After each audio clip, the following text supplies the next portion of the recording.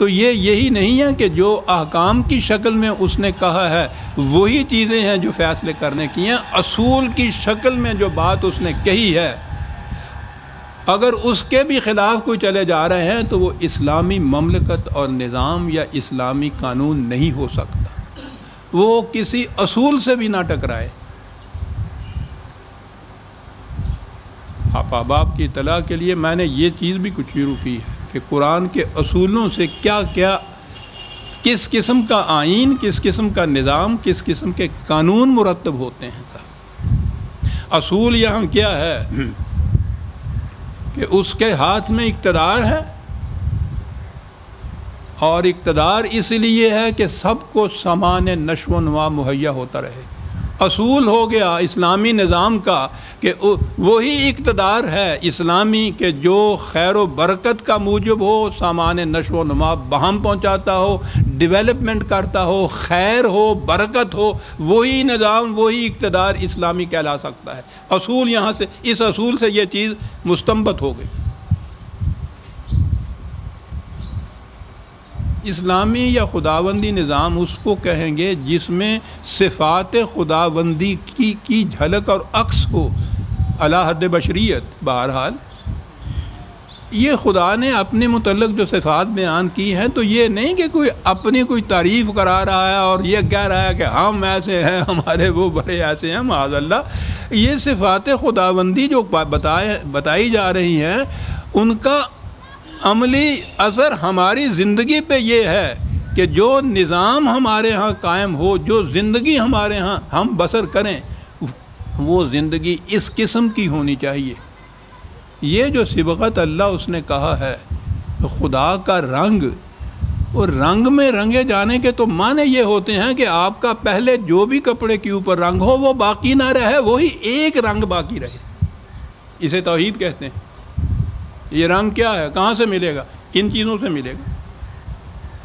خدا نے جو کچھ اپنے متعلق کہا ہے قرآن میں، ان سے یہ رنگ جو ہے مستنبت ہوگا.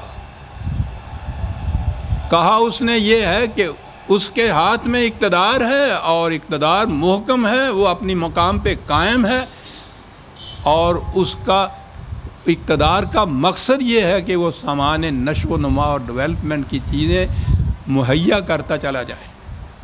تو یہ اصول قائم ہو گیا، یہ رنگ مل گیا ہمیں اسلامی نظام کا، اسلامی قانون کا، کہ وہ نظام محکم ہونا چاہیے، قائم ہونا چاہیے اپنے مقام کے اوپر، لیکن مقصد اس کا سامان نشو و نما مہیا کرنا ہوگا. جبھی وہ قابل، پہلا ہی جو قرآن کے اندر الحمدللہ رب العالمین ہے وہ ایک اصول ہے قرآن کا، جس کے معنی یہ ہیں کہ وہی نظام قابل حمد و ستائش ہے جو ربوبیت عالمینی کا ذمہ دار ہو. یہ بات نہیں خدا نے کہا ہے کہ سب تعریف خدا کے لیے ہے، جو رب عالمین کا سب تعریف خدا کے لیے ہے. کیا معنی ہوئے اس کے؟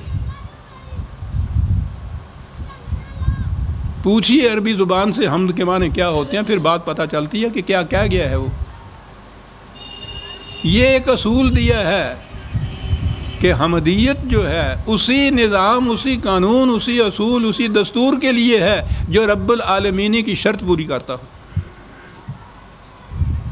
آپ نے غور فرمایا کہ قرآن میں یہ چیزیں جو بظاہر خدا کی صفات کے طور پہ دی ہوئی ہے کتنی عظیم حقیقتیں اپنے اندر رکھتی ہیں.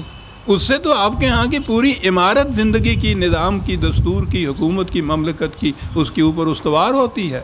تبارک الذی بیدہ الملک وہو علی کل شیء قدیر.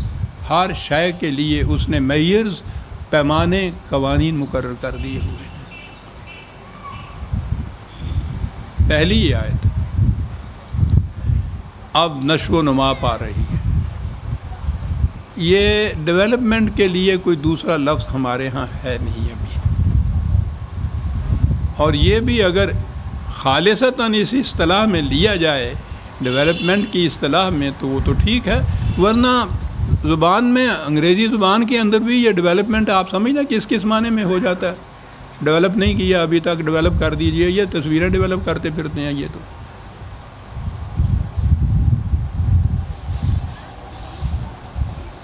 یہ چیز ہے، اس کے لیے اس نے پیمانے اور قوانین مقرر کیے ہوئے ہیں، اس کے مطابق یہ ہوتا چلا جائے گا۔ اب یہ بات، اس بات کا ٹیسٹ کیا ہے کہ ڈیولپمنٹ ہو رہی ہے۔ یاد رکھیے کائنات کی باقی اشیاء جو ہیں وہ تو صرف فزیکل یا طبعی زندگی ہے ان کی نشو و نما تو دیکھی جا سکتی ہے، محسوس ہوتی ہے۔ پودا اگ رہا ہے یا نہیں، اس میں پھل آ رہا ہے یا نہیں، بچہ تندرست و توانا ہے یا نہیں، بڑھ رہا ہے یا نہیں۔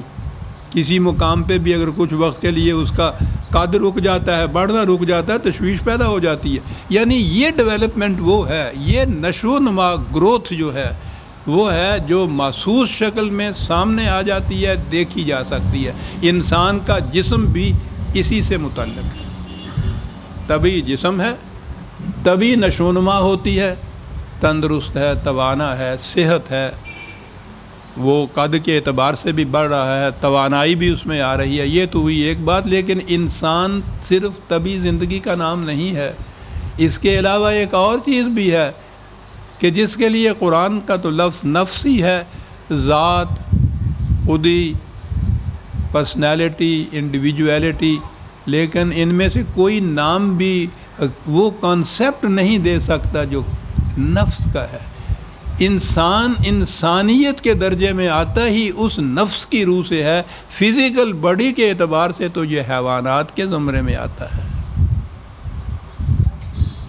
وہ شے ہے اندر انسان کی کہ جس کی ڈیولپمنٹ کے لیے یہ صفات خداوندی، یا جن کو آپ پرماننٹ ویلیوز یا مستقل اقدار کہیں گے، یہ ان سے نشو و نما پاتی ہے۔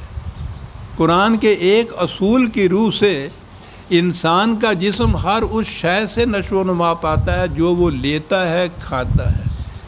انسان کی ذات اس شے سے نشو و نما پاتی ہے جو وہ دوسروں کی بہبود کے لیے دیتا ہے۔ اب وہ شے جو ہے اندر وہ دیکھی نہیں جا سکتی، محسوس نہیں کی جا سکتی، دوسرا نہیں محسوس کر سکتا۔ انسان کی خود اگر اپنی آنکھیں ہوں، بصارت ہی کی نہیں، بصیرت کی آنکھیں بھی، تو وہ اپنے متعلق تو محسوس کر سکتا ہے کہ کس حد تک وہ ذات نشو و نما پا چکی ہے۔ قرآن نے جو مومنین کی خصائص بتائے ہیں، خصوصیات بتائی ہیں، وہ حقیقت میں اس کی ذات ہی کی نمود ہے، اس کا ظہور ہے، اس کے شواہد ہیں جو اس نے بیان کیے ہیں۔ مومن کے متعلق مثلا اگر اس نے کہا ہے کہ وہ خود تنگی میں بھی گزارا کر لے گا، دوسرے کی ضرورت کو اپنی ضرورت پہ ترجیح دے دے گا، یہ انسان کے جسم کے بس کی بات ہی نہیں ہے۔ یہ اس چیز کے بس کی بات ہے جسے اس نے نفس کہہ کے پکارا ہے۔ تو جب وہ کہتا ہے کہ مومن وہ ہے کہ جو یہ کرے اور بطیب خاطر کرے اور اس میں اس کو خوشی محسوس ہو کہ خود تنگی میں رہا ہے، دوسرے کی ضرورت جو اس سے زیادہ تھی اس کو اس نے پورا کر دیا ہے، یہ کون سی چیز ہے جو یہ فیصلہ کرے گی اس کے لیے؟ جسم تو کر نہیں سکتا۔ انسانی جسم کی نشو و نما تو انسٹنکٹ جسے کہتے ہیں، حیوانات کی جبلت اس پہ پاتی ہے۔ کوئی حیوان بھی دوسرے کو ترجیح نہیں دے گا اپنی زندگی کے اوپر۔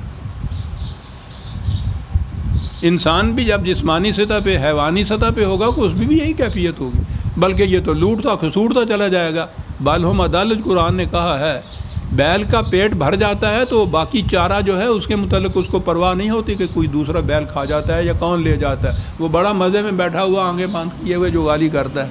یہی حیوان ہے کہ ضرورت اس کی 2 روٹیوں کی ہے، ساری عمر اس کی ضرورت پوری نہیں ہوتی صاحب۔ ہوس، حیوان میں ہوس نہیں ہوتی، یعنی جب یہ گرتا ہے تو یہ حیوانات سے پسترین درجے میں جاتا ہے۔ لیکن انسانیت کا درجہ وہ ہے جس کے ماپنے کا پیمانہ وہ صفات ہیں جو مومن کی صفات قرآن نے گنائی۔ تکریم انسانیت، کسی انسان کی بلا لحاظ